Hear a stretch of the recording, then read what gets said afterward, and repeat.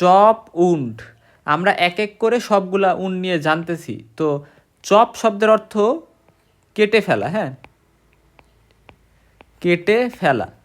তো অ্যাকচুয়ালি আমরা ইনসাইজ এটা মানেও ওই কাইন্ড অফ কাটাই, চপ মানেও কাটা, সেরকম অনেক কিছু মানেই কাটা। কিন্তু চপ উন বলতে অ্যাকচুয়ালি একটা এক্সাম্পল দেই, এই যে গরুর মাংস কাটা হয় না কোরবানির সময়, গরুর মাংস, বা যখন তুমি মাংস কিনতে যাও দেখবা কসাই যারা থাকে তারা কি করে, তারা হচ্ছে মাংস কাটে না, কি দিয়ে কাটে, ওইখানে হচ্ছে তারা চাপাতি, রামদাও এরকম বিভিন্ন কিছু হয়তো ইউজ করতে পারে। সো এই যে যে জিনিসগুলো ইউজ করা হয়, এই জিনিসগুলো ইউজ করার মাধ্যমে শার্প কাটিং যে ইন্ডের মাধ্যমে এই জিনিসগুলো করা হয়, সেটাকে আমি বলতেছি চপ উন্ড বা এটাকে স্ল্যাশ উন্ড বলা। আচ্ছা, এখানে একটা ইম্পর্টেন্ট কথা যে স্ল্যাশ উন্ড কিন্তু আমরা ইনসাইজ টুন্ডের ক্ষেত্রে ইউজ করছিলাম, ইনসাইজ টুন, যে ইনসাইজ টুনকে স্ল্যাশ বা স্লাইস উন্ড বলা হয়, চপ উন্ডকেও এটা বলা হইতে পারে, হ্যাঁ, যাই হোক। এখন কথা হচ্ছে অ্যাকচুয়ালি চপ উন্ডের ক্ষেত্রে ডিফারেন্স যেটা মনে রাখবা যে এটা হচ্ছে একটু বেশি মানে সিভিয়ার টাইপের। যেমন ধরো এক্স কুরাল যেটা, বা হ্যাচেট বা রামদাও, ব্রড হ্যাভি নাইফ, মানে এটা একটু ব্রড জিনিসপাতি দিয়ে করা হয়, হ্যাঁ।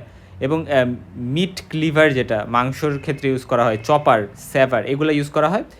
এবং এটাতে ওই শার্প কাটিং যে এইজ থাকে এই সকল ওয়েপনের যে শার্প কাটিং এইজ থাকে, স্পেশালি ওয়েপনগুলো হেভিলি ওয়েপন হইতে হয়, হেভি ওয়েপন।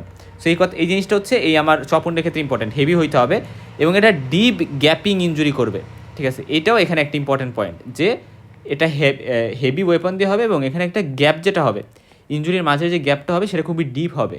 তো এটাকে আমরা চপন বলতেছি। এবং ডোমেস্টিক্যালি ঈদুল আজহাতে যেমন হচ্ছে চপন আমরা দেখতে পারি। আচ্ছা, এখন ইম্পর্টেন্ট একটা বিষয় দেখো, যেটা শার্প কাটিং ইঞ্জুরি এবং এখানে মার্জিন শার্প থাকে এবং মার্জিনে কিছুটা অ্যাব্রেশন বা ব্রুইজ থাকতে পারে, যেমন আমরা ল্যাসারেশনের ক্ষেত্রে দেখছিলাম। কিন্তু ইনসাইড উন্ডের ক্ষেত্রে ক্লিন কাট মার্জিন থাকে, ওখানে কোনো অ্যাব্রেশন ব্রুইজ থাকে না। এবং এটা হচ্ছে শার্প এইজের কথা বলতেছি। আর ব্লান্ট এইজে হচ্ছে মার্জিনটা র্যাক্ট থাকে। আচ্ছা, আর সাইজ শেপের কথা যদি বলি, এটা ভেরিয়েবল উইথ ওয়েপন, এক এক ওয়েপন এক এক রকমের সাইজ শেপ হইতে পারে উন্ডের। এবং ব্লিডিং বেশি হয়, কারণ ইনসাইড টুন্ডেও ব্লিডিং বেশি হয়েছিল, এখানেও ব্লিডিং বেশি হবে, কারণ এখানে আন্ডারলাইং টিস্যুর অনেক বেশি ডিস্ট্রাকশন হয়, ভেসেলগুলো ডিস্ট্রাকশন হয়। অ্যাকচুয়ালি ব্লিডিং তো ভেসেলের ডিস্ট্রাকশনের কারণেই হয়। এবং উন্ডের ডাইমেনশন যদি চিন্তা করি তাহলে এটা মানে দেখা যায় যে এটার ডাইমেনশনটা যে পেনিট্রেটিং ব্লেডটা মেইনলি ইউজ করা হইতেছে উনটা করতে, যে ব্লেডটা ওইটার ক্রস সেকশনকে করেসপন্ড করে, ওইটার ক্রস সেকশনের মতোই হচ্ছে উন্ডের ডাইমেনশনটা হয়।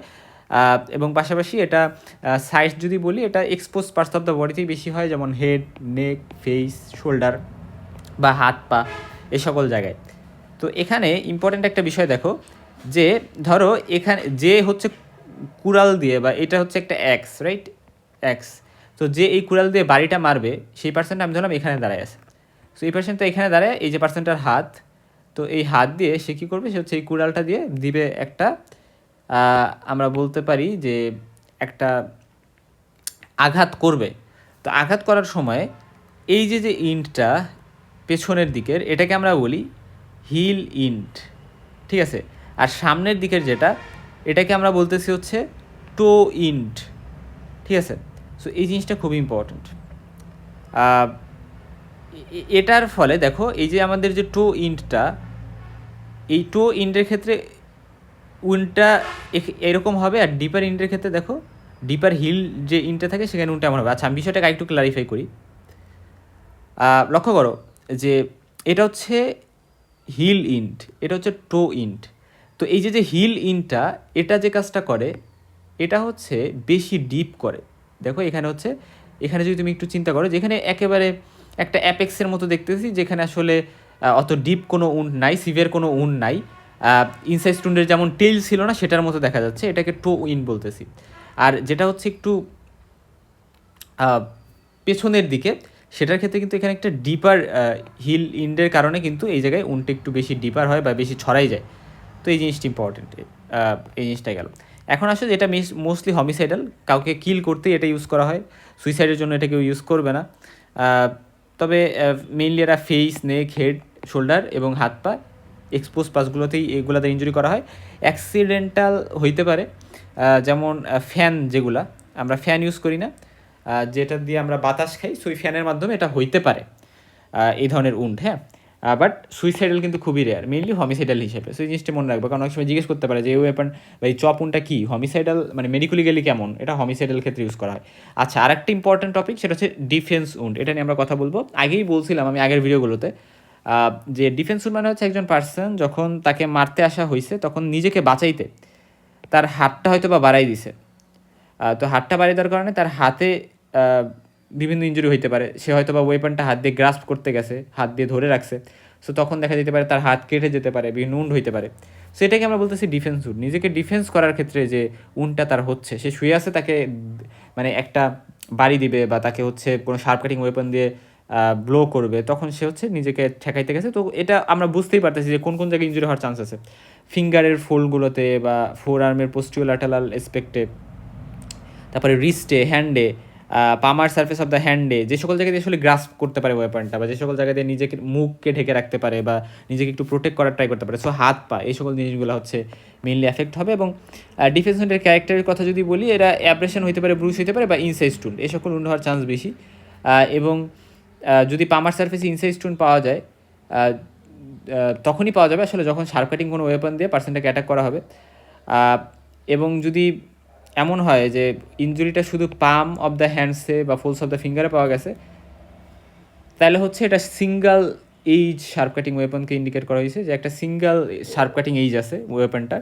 আর যদি বোথ ইন দ্য পামার সার্ফেসও পাওয়া গেছে, আবার ফোল্ড অফ দ্য ফিঙ্গার্সও পাওয়া গেছে, মানে যদি শুধু পাম অফ দ্য হ্যান্ডসে বা ফোলস অফ দ্য ফিঙ্গার্সে পাওয়া যায়, মানে দুইটার যে কোনো একটা জায়গায়, তার মানে হচ্ছে একটা এইজ আছে, একটা শার্প কাটিং এইজ। আর যদি দুই জায়গায় পাওয়া যায়, পামার সার্ফেসেও পাওয়া যায়, ফোল্ড অফ দ্য ফিঙ্গার্সেও পাওয়া যায়, মানে আঙুলের যে ভাঁজ সেটাকে আমরা বলতেছি ফোল্ডস অফ দ্য ফিঙ্গার্স, তাহলে সেটা ইন্ডিকেট করে যে আচ্ছা ওয়েপনটা ডাবল এইজ, মানে দুইটা ধারালো এইজ আছে ওয়েপনটার। হ্যাঁ, আচ্ছা, এবং এখানে আমরা দুই ভাগে ভাগ করছি, একটা হচ্ছে অ্যাক্টিভ ডিফেন্স ইঞ্জুরি, একটা প্যাসিভ ডিফেন্স ইঞ্জুরি। অ্যাক্টিভ যেটা, এটার ক্ষেত্রে দেখা যায় যে এক্ষেত্রে ভিকটিম যে যাকে মারা হচ্ছে সে নিজের হাত দিয়ে ওয়েপনটা ধরে ফেলছে, ঠিক আছে, এবং তার ফলে তার হাতে ইঞ্জুরি হয়েছে, সো সে ওয়েপনটা ধরছে হাত দিয়ে, এটা হচ্ছে অ্যাক্টিভ ডিফেন্স ইঞ্জুরি। আর প্যাসিভ ডিফেন্স ইঞ্জুরি হচ্ছে যে ভিকটিমটা হাত দিয়ে ওয়েপনটা ধরে নাই, গ্রাস্প করে নাই, এক্ষেত্রে জাস্ট তাকে যখন মানে আঘাত করা হচ্ছে তখন সে হাতটা বাড়াই দিছে যাতে তার বেশি আঘাত না লাগে, আঘাতটা তার হাতে লাগে, অ্যাটলিস্ট তার মুখে না লাগে বা তার বডি অন্য কোনো পার্টে না লাগে। সো সে ওয়েপনটা গ্রাস্প করে নাই, ওয়েপনটা ধরে নাই, কিন্তু সে নিজেকে বাঁচানোর ট্রাই করতেছে, এটা হচ্ছে প্যাসিভ।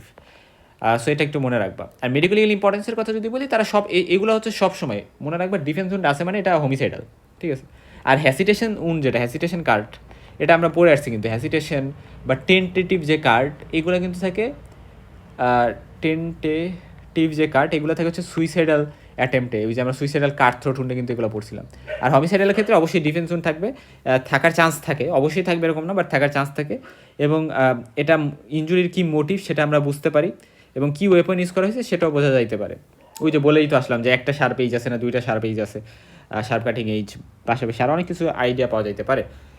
এবং যদি এমন হয় যে পার্সনটাকে কিল করা হচ্ছে বাট পার্সনটা অজ্ঞান হয়ে আছে, বা হুট করে পার্সনটাকে আঘাত করা হয়েছে, ফলে পার্সনটা যে ডিফেন্স উন্ডের শিকার হবে বা নিজেকে আটকানোর জন্য হাত বাড়াই দিবে বা পা বাড়াই দিবে, সেগুলোর সুযোগই পায় নাই, বা হচ্ছে পেছন থেকে তাকে আঘাত করা হয়েছে, বা অ্যালকোহল বা ড্রাগস সে নিছে, সেই সময় তাকে আঘাত করা হয়েছে, ফলে সে তাকে নিজেকে বাঁচাইতে যায় নাই, তাকে মেরে ফেলা হয়েছে আপনি। সো এই যে বিষয়গুলো, এই সকল ক্ষেত্রে কিন্তু আমি ডিফেন্স উন্ড পাবো না। সো এই জিনিসগুলো ইম্পর্ট্যান্ট।